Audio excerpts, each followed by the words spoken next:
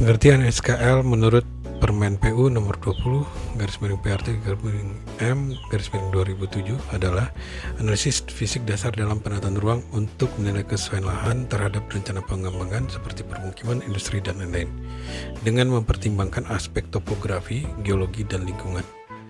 Fungsi SKL dalam rencana tata ruang wilayah atau RT/RW adalah suatu sebagai dasar zonasi, yaitu menentukan lokasi yang sesuai untuk kawasan budidaya, yaitu diantaranya perumahan, industri, atau lindung. 2. Mitigasi bencana, yaitu mengurangi risiko kerugian akibat pembangunan di zona rawan bencana. 3. Efisiensi pemanfaatan lahan, yaitu memastikan penggunaan lahan sesuai dengan daya dukung lingkungannya. 4. Arahan teknis konstruksi, yaitu memberikan rekomendasi teknis semisal tipe pondasi di area dengan kemampuan rendah. Di dalam pengertian peta SKL ini kita menggunakan model builder. Ya, di sini terdapat beberapa peta input, di antara peta curah hujan, peta Demnas, peta tutupan lahan, peta bahaya likuifaksi, peta ketinggian atau topografi, peta kerentanan gempa, peta jenis tanah, peta geologi sebagai data penumpang, peta curah hujan yang tadi saya sebutkan. Nah, untuk Demnas ini kita bisa menghasilkan slope lebih lanjut. Nah, untuk peta bahaya likuifaksi dan peta kerentanan gempa kita melakukan download data di website Inaris. Sekilas gambar isi dari atribut table beberapa data yang akan kita gunakan untuk analisa, yaitu seperti di morfologi kita mempunyai keterangannya, itu berupa pergunungan, perbukitan, dataran, dan di slope kita mulai kelerengan, peta kelerengan pada slope-nya juga mulai nilainya, dan di peta ketinggian ada juga atribut tabelnya yang sudah diberi nilai juga. Kemudian di peta penutup lahan atau land cover itu sudah terbagi antara area terbangun dan tidak terbangunnya. Kemudian di peta kerentanan gempa juga ada. Kemudian peta jenis tanah, situ ada nilainya juga sama jenis tanahnya.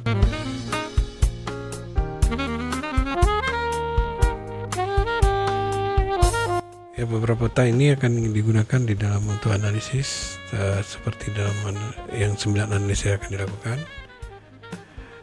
Di 9 analisis tersebut adalah analisis terkait kemudian dikerjakan, analisis kestabilan pondasi, analisis kestabilan lereng, analisis ketersediaan air, analisis morfologi, analisis pembuangan limbah, analisis bencana alam, analisis drainase, analisis erosi, yang kemudiannya akan digabungkan menjadi peta satuan kemampuan lahan yang kemudian akan dibagi beberapa kelompok, di antaranya kelompok-kelompok yang akan bisa menentukan daya tampung lahan tersebut untuk permukiman. Baik, selanjutnya kita akan melakukan running data.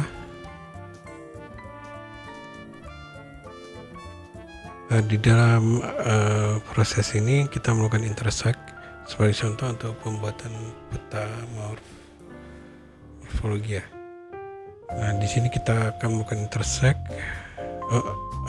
Di dalam intersect tersebut dua peta sumur tadi, kemudian kita melakukan penjumlahan nilai yang telah kita berikan tadi. Kemudian kita akan melakukan klasifikasi terhadap jumlah nilai tadi tersebut. Kemudian setelah kita melakukan klasifikasi, kita akan melakukan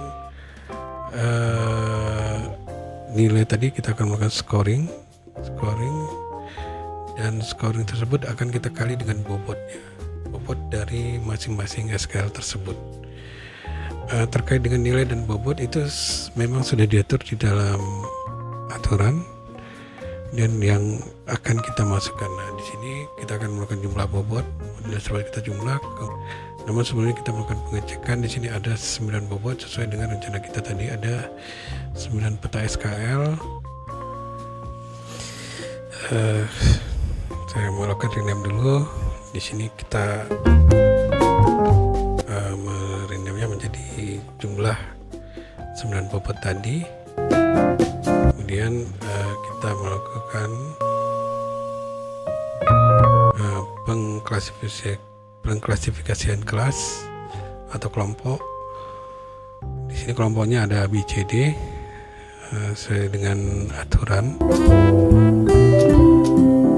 Setelah kelas kita lakukan pengelompokan,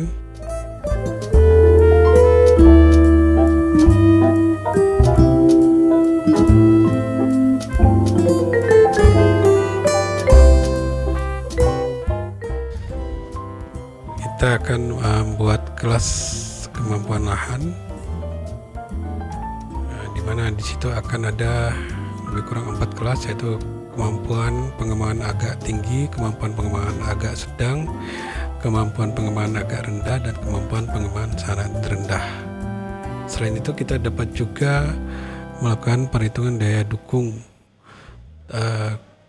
kelas kemampuan lahan tersebut terkait dengan jumlah atau antara luas, jumlah penduduk di dalam kawasan tersebut yang akan nanti kita klasifikasikan berdasarkan kecamatan ataupun berdasarkan luasan dari desa. Oke, selanjutnya kita akan mencoba running dari model builder ini. Setelah kita mengecek satu persatu tabelnya,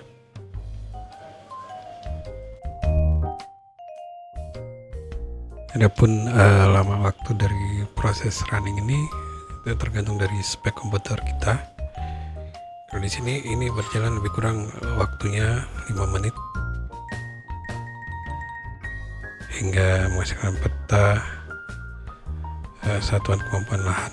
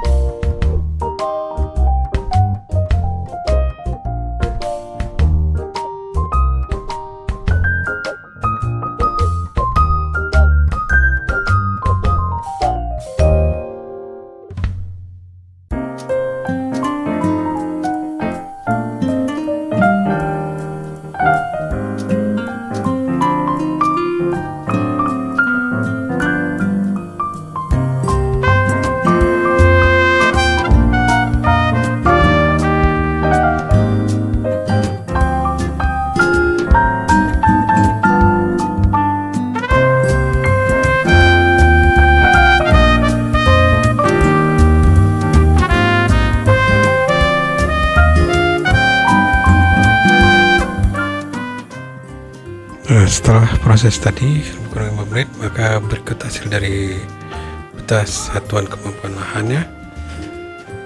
Di sini saya juga melakukan simbologi. Di sini kita akan mengambil file kelas KL, kelas kemampuan lahan. Di peta ini untuk gradasi warna yang belum diatur, di sini kita bisa mengaturnya.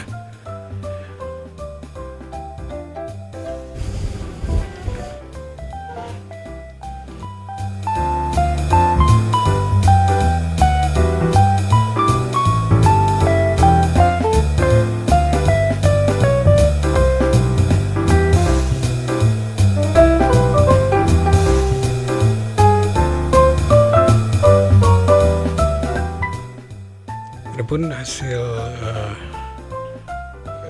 Sumber literatur yang saya gunakan di sini ada analisis daya dukung lingkungan menggunakan ARGIS dari Fakultas Teknik Universitas Jember. Di sini terlihat warna coklat muda itu merupakan kawasan pengembangan yang agak tinggi, di mana arahan pengembangan adalah dapat digunakan sebagai kawasan terbangun dengan berbagai kegiatan. Dan di sini terlihat memang di warna coklat muda tersebut banyak terdapat kawasan permukiman, kawasan terbangun, dan juga ada kawasan pertanian, tanaman pangan. Di sini juga disebutkan proporsi lahan terbangun dengan tidak terbangun adalah 75% banding 25%. Kawasan terbangun dengan ketentuan bisa di atas 4 lantai. Pada di sini kita melihat juga ada kawasan pengembangan rendah. Nah, di kawasan pengembangan rendah ini atau terbatas, itu arah pengembangannya adalah digunakan sebagai kawasan penyangga atau kawasan lindung dengan fungsi resapan air dan atau kawasan hijau. Tidak boleh ada kegiatan yang mengganggu atau merusak fungsi kawasan sebagai kawasan penyangga atau kawasan lindung. Kegiatan diperbolehkan ruang terbuka hijau, hutan produksi tetap, hutan produksi terbatas yang bersyarat, hutan produksi yang dapat direkonversi, kawasan peruntukan lainnya dalam kurung pariwisata dengan ketentuan nilai ekonomi yang dihasilkan lebih besar daripada nilai lingkungan akibat perubahan lahan atau kesejahteraan masyarakat. Pariwisata jenis wisata alam tanpa mengubah bentang alam bentuk aslinya. Baiklah, begitulah hasil analisis singkat saya mengenai penggunaan ARGIS dalam penentuan satuan kemampuan lahan dengan metode model Pilter. Semoga bermanfaat. Assalamualaikum warahmatullahi wabarakatuh.